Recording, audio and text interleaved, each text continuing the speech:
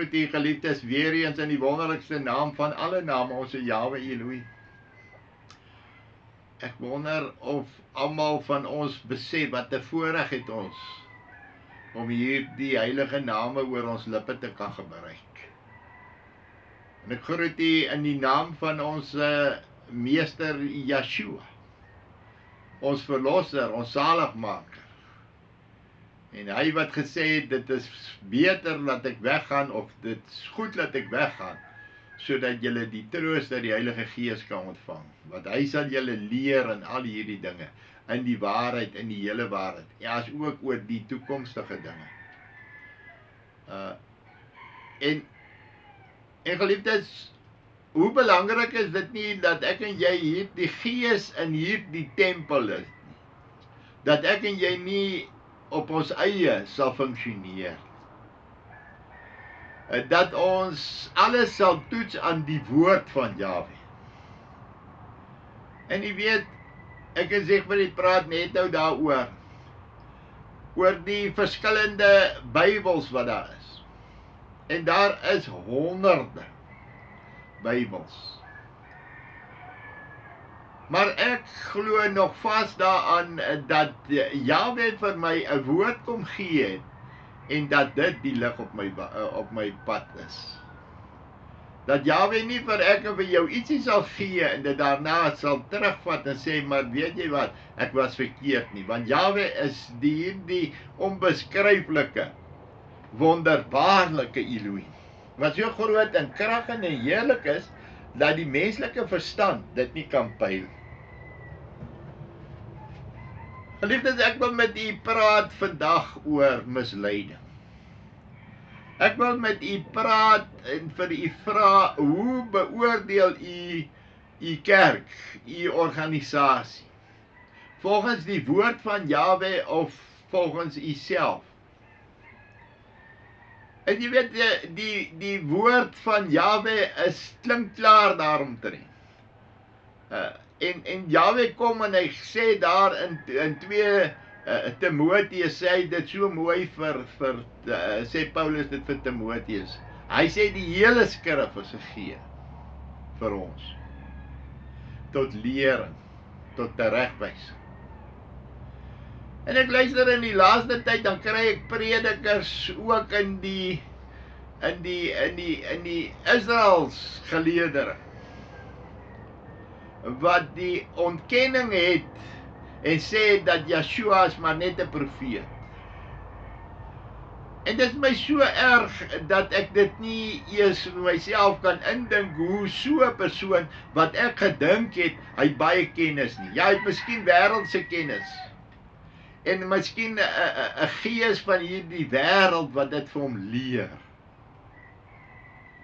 Maar die probleem is nie as hy so dink nie, die probleem is die verkondiging daarvan. By 'n ander geleentheid luister ek weer na 'n prediker wat preek oor die nagmaal. En het een mens nou hom gevra oor die nagmaal, en dan gehaal hy hier uit Levitikus, daar uit die insettinge en die verordeninge van Jahwe, gehaal hy waar jy nie mag mensvleis eet, of wyn, of bloed van mense drink. Which is true, dit is vandag nog so.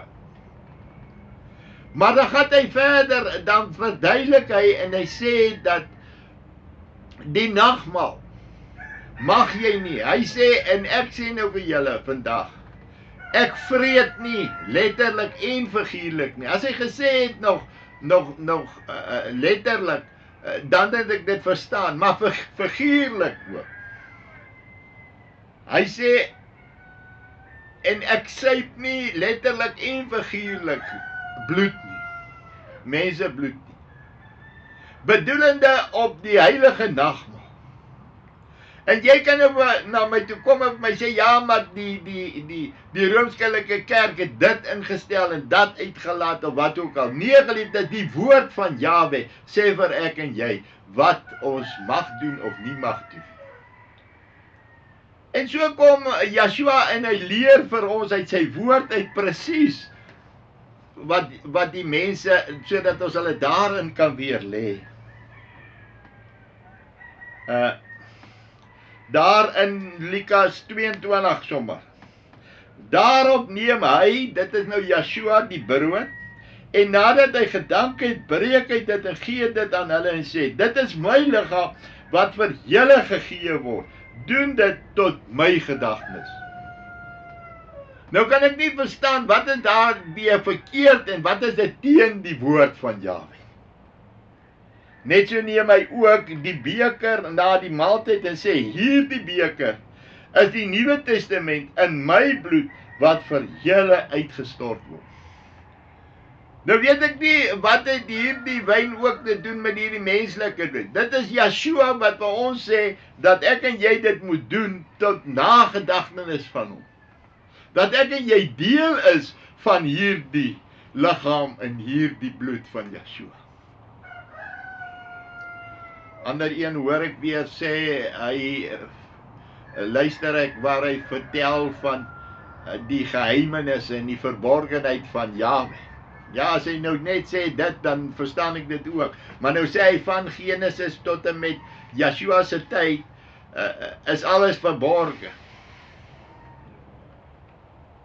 En nou verstaan ek dit nie baie mooi nie, geliefdes.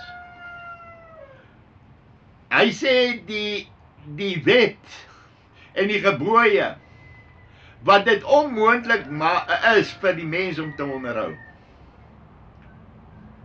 moes hulle vir 4000 jaar gedoen het. Nou weet ek nie, as Yeshua kom en sê, as julle my lief het, hou my gebooie. Hy sê het nog niks verander en hy gaan ook niks verander. Daar in Matteus 5, jy moet dit bietjie self gaan lees. Ek dink daar van die Matteus 5 vers 17 dink ek. Gaan kyk maar self daarna, geliefdes. Maar dit is belangrik dat ek en jy mense toets op die woord van Jahwe. Van vers 17 af. Matteus 5 van vers 17 af. Maar hy gaan aan hierdie prediker en nou verduidelik hy hoe dit onmoontlik is vir hierdie mense en hoe hulle in hierdie, kan ek amper sê, in donkerde vir 4000 jaar moes gelewe het, tot en met die koms van Yeshua. Maar geliefdes, dis moes nou nie so nie. Jahwe kom daar in Genesis al. En daar waar hy Abraham se naam verander, daar waar hy kom en aan te kondig van Sodom en Gomorra en dat hy hulle gaan uitwis. Nou sê Jahwe, sal ek hierdie dinge dan verberg vir Abraham? Nee, hy sal nie.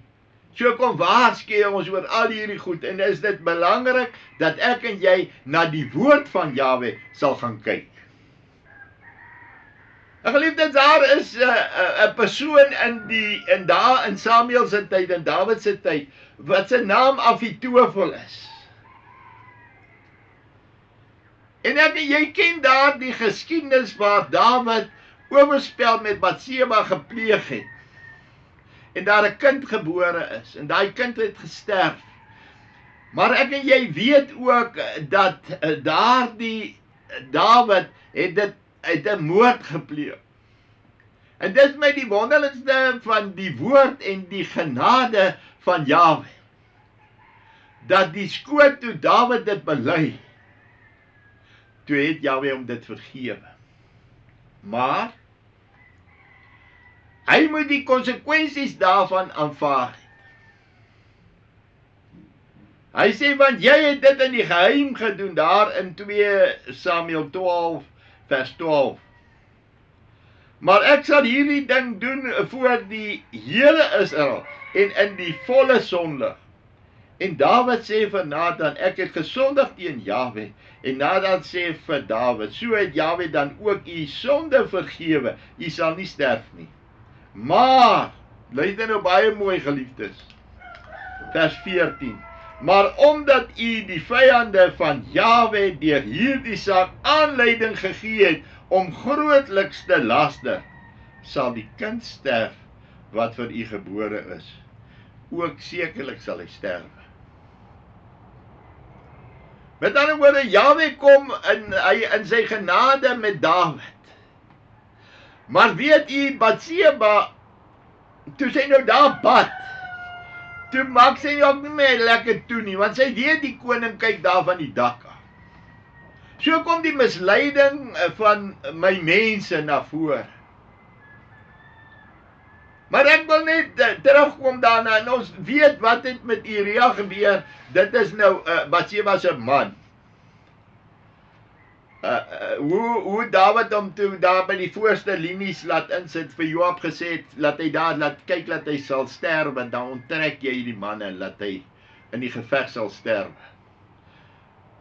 Omdat hy gedink het dat hier die sonde verberg sal word. Geen sonde sal ooit verberg word, of verborgen bly nie, geliefdes. Want Jahwe sal alles aan die lig bring. Maar Batseba het 'n oupa, en sy naam was Agitofel. En hy was hier die wonderlike raadsplan van Jahwe. En toe Dawid gekom het en en Absalom in opstand teen hom gekom het en Dawid gevlug het, was alles nog goed gewees, totdat daar in 2 Samuel 31, nadat aan Dawid meegedeel is, Agitofel is onder die samensweerders met Absalom saam, het Dawid gesê, o Jahwe, verydel tog die raad van Agitofel. En Jahwe, en hy wat Dawid stuur sommer van hierdie Sadok en hy manne terug. En hy vra by hierdie manne, kan jy vir my die raad van Agitofel verydel? En ek wil hê, jy moet mooi gaan lees daarvan. Daar in 2 Samuel 15 vers 12 sê, Absalom het ook terwyl hy die slagoffers bring, Agitofel, die Giloniet, 'n raadgewer van Dawid, uit sy stad uit Gilead laat roep, so dan die samenswering sterk geword, en die mense alweer meer by Absalom aangesluit. Nou vlug hierdie Dawid, nou kom hierdie Agitofel,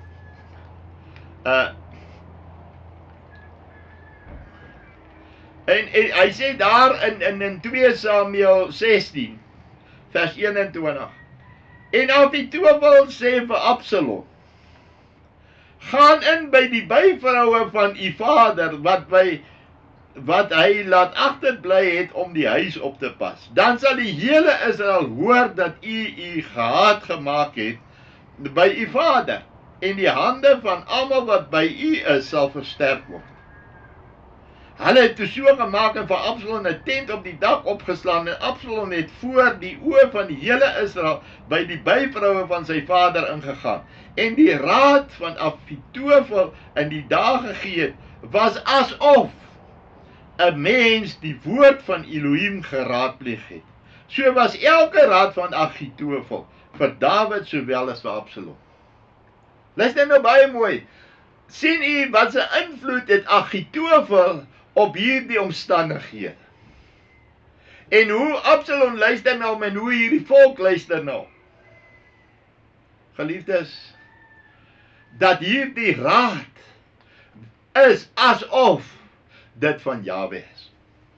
En dit is hoekom dit so belangrik is dat ek en jy die woord van Jahwe sal ken. Dat ons nie gaan mislei word deur predikers of mense wat 'n ander evangelie probeer verkondig. Geliefdes, asof dit van Jahwe is. Sodat ek en jy hierdie dinge sal weet en sal verstaan. En toe, geliefdes, toe kom Agitofel. En hy laat Absalom 'n ding doen wat die insetting en die verordeninge daar in Levitikus sê, jy mag nie eens jou vader se byvrou aanskou as hy naak is nie. Wat staan nog by haar ingaan? Met ander woorde, hierdie raad wat Agitofel gee, is direk teen die woord van Jahwe. En ek kan sien dat hierdie volk het nie hierdie woord van Jahwe geken. Want dit het hulle gehaat gemaak teenoor Dawid. En toe, geliefdes, toe wil hulle nou daai volgende dag gaan wat Agitofel sê. Maar Jahwe het dit beskik om die goeie raad wat Agitofel te verydel, sodat Jahwe die onheil oor Absalom kon bring. Wat doen hierdie Agitofel toe dan? Hy gee hierdie raad en sê jy moet vannag gaan en jou vader agtervolg en dood hulle almal. Maar Jahwe verbreek hierdie raad van Agitofel. Hy sê, maak julle klaar en trek gou die water deur, want so het Agitofel teen julle raad gegee. Nou kom hierdie Sadok en sy kinders en hy stuur hulle en hy sê vir Dawid, trek deur oor die rivier. Want dis die raad van Agitofel. Daarop het Dawid hom klaargemaak met al die mense wat by hom was en die Jordaan deurgetrek. Teen dat dit die môre lig geword het selfs nie een ontbreek wat na die Jordaan deurgetrek het nie. En toe Agitofel sien dat sy raad nie opgevolg is nie, sal hy sy esel op en maak hom klaar. En hy het aan sy huis in sy stad gegaan en aan sy huis bevel gegee en homself verwrig, met ander woorde opgehang. So het hy dan gesterwe en is hy begrawe in die graf van sy vader. Sien jy, wat is die uiteinde van die sonde? Is die dood, geliefdes. En dis hoekom dit so belangrik is dat ek en jy nie na elke Jan Rapp en sy maat sal luister nie. Al hoe praat hy, hoe vinnig en hoe grand en hoe wat ook al. Maar dat ek en jy elke een sal meet aan die woord van Jahwe. Want as ek en jy dit nie doen nie, is die gevolge daarvan die dood. Want die sonde is die dood. En so het ek en jy deurgegaan met al hierdie goed. Maar ek wil vir u tog lees van 'n ongehoorsame of 'n gehoorsame profeet daar in 1 Konings 13 en u moet dit maar self gaan lees. En ek wil vir u net agtergrond gee want dis die profesie wat teen Jerobeam opgestel is. Jerobeam was op daai stadium, jy sal onthou, na Salomo het Rehoboam koning geword oor Juda en Jerobeam koning oor Israel, oor die 10 stammeryk. Maar Jahwe stuur 'n profeet daar na Jerobeam toe.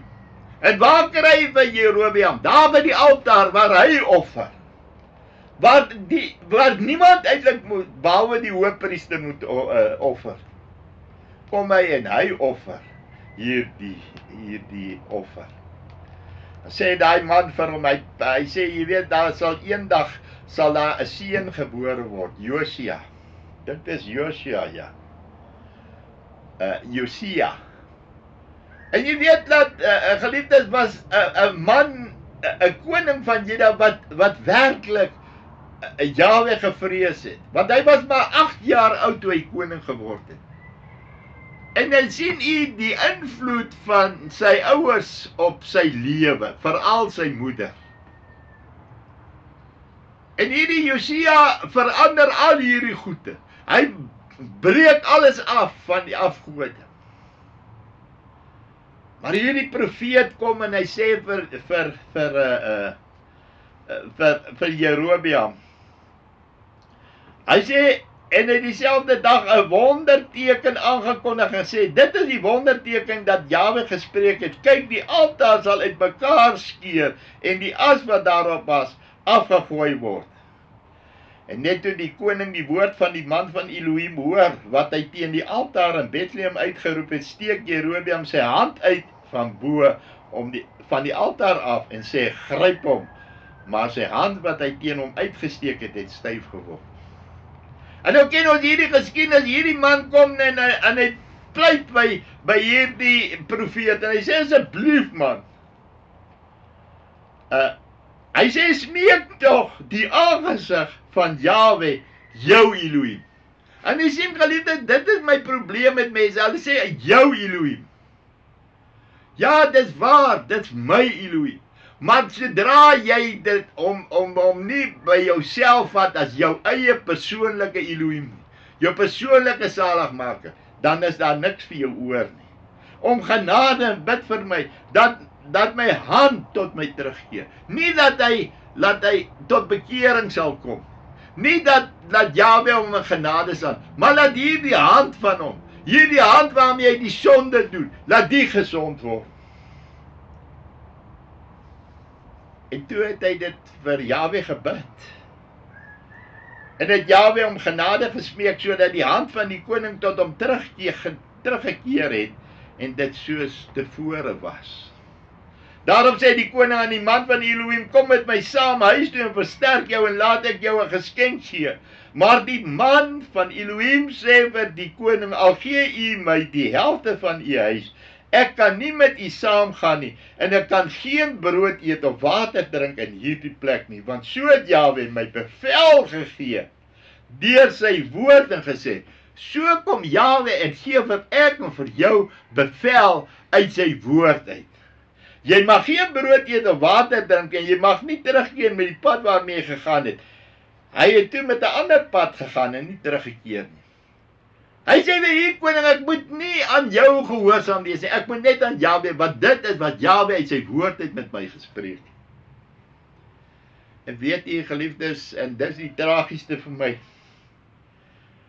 wat hy sê daar in vers 11, en daar het 'n sekere ou profeet in Bethel gewoon, en sy seuns het gekom en hom alles vertel, wat die man van Elohim in die dag in Bethel gedoen het, ook die woorde wat hy met die koning gespreek het, en toe hulle dit aan hulle vader vertel, sê hul vader vir hulle, met watter pad het hy gegaan, want sy seuns het die pad gesien, waarmee die man van Elohim weer weg is, wat uit Juda gekom het. Toe sê hy vir sy seun, saal vir my die esel op. En hy gaan hierdie ou profeet, en hy gaan agter hierdie jong profeet aan. En hy kry hom daar waar hy sit. En hy het hom aangetref, terwyl hy onder die terpentynboom sit, en hy sê vir hom, is jy die man van Elohim wat uit Juda gekom het? En hy antwoord, ja. Toe sê hy vir hom, ga met my saam huis toe en eet brood. Maar hy antwoord, ek kan nie met jou saam omdraai of met jou saam ingaan nie. Ek mag ook nie brood eet of met my saam water in hierdie plek drink nie. Want aan my is gesê, deur die woord van Jahwe, jy mag daar geen brood eet of water drink nie. Jy mag nie terugkeer met die pad waarmee jy gegaan het nie. Luister nou baie mooi. Wat doen hierdie ou profeet? Maar hy sê vir hom, ek is ook 'n profeet, net soos jy. En 'n engel het met my gespreek deur die woord van Jahwe en gesê, sien u die leuns? Bring hom terug saam met jou na jou huis, dat hy brood kan eet en water kan drink. Hy het vir hom gelieg, sê die woord. Sien nie die valsheid van hierdie ou profeet, hierdie mense wat reg rondom ek en jy misleiding preek. Wat Paulus sê, al kom daar ook 'n engel uit die hemel uit, wat 'n ander evangelie verkondig as hierdie evangelie, laat hy 'n vervloeking wees. Dit sê die woord van Jahwe. Maar omdat hy nou hierdie respek gehad het, toe het hy met hom saam omgedraai en sy huis brood geëet en water gedrink. Wat weet jy? Jy sê mos, dis hierdie dominee en hierdie pastoor en hierdie ou wat vir my al hierdie dinge vertel het. Hulle kan mos nie verkeerd wees nie. Hulle het mos lank geswat. Hulle is mos dit, hulle is mos dit. In plaas van, al wat jy moet doen, is gehoorsaam wees. Hy was tot by die koning gehoorsaam. Al hierdie pad was hy gehoorsaam. Maar die misleiding kom vanweë die godsdiens wat die ouer manne en die bedelings vir ons gee. Toe het hy saam met hom omgedraai. En hy het die man van Elohim wat uit Juda gekom het toe gesê, so spreek Jahwe, omdat jy wederstrewig was teen die mond van Jahwe, deur die gebod te hou wat Jahwe jou Elohim jou beveel het nie, maar omgedraai en brood geëet en water gedrink in die plek waarvan hy aan jou gesê het, jy moet geen brood of eet of water drink nie, daarom sal jou lijk nie in die graf van jou vaders kom nie. Sien hier geliefdes, weer eens, wat maak hierdie ongehoorsaamheid van hierdie man? Hy kan sê, ja, maar ek het hulle geglo, want hier is 'n ou profeet. Hy sê, die engel het aan hom verskyn. Nee, geliefdes, as die woord van Jahwe en Jahwe vir jou sê deur sy woord, jy moet hierdie goed doen, kan niemand jou kan oortuig om 'n sonde te doen. En nou ken ons die geskiedenis hoe 'n leeu hierdie man, hierdie jong profeet, doodgemaak het. En hoe hy dan ook so begrawe is, die ou profeet hom gaan begrawe het. Mooi storieetjies, begrafnis gehou. Maar hy het hierdie jong profeet se lewe gekos. En dit wat die sonde aan ek en jy doen, wat as ek en jy na ander mense luister, wat nie in die woord van Jahwe is nie. Maar dan moet jy die woord van Jahwe leer, en jy moet dit lees, en jy moet dit onderhou, geliefdes. Want Jahwe se woord sal nooit verander. Want Jahwe se woord is ook skepingsmagtig, wat lewe uit die dood uitgebied, sê die psalmdigter van Psalm 33.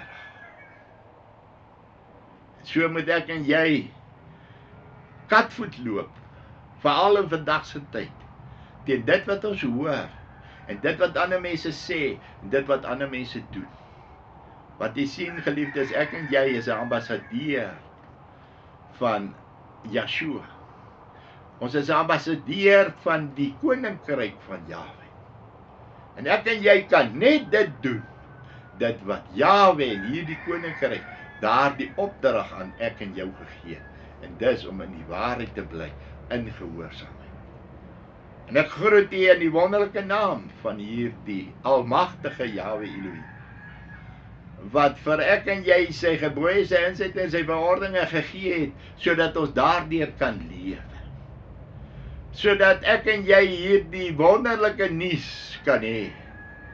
Vanaf Genesis tot en met vandag. Kyk, ek gaan kom op die wolke, sê Yeshua. As dit nie so was nie, sou ek dit nie vir julle gesê het nie. My vraag is, sien u uit na daardie bruilofsmaal, waar hy eersdaags op die wolke gaan verskyn? Shalom.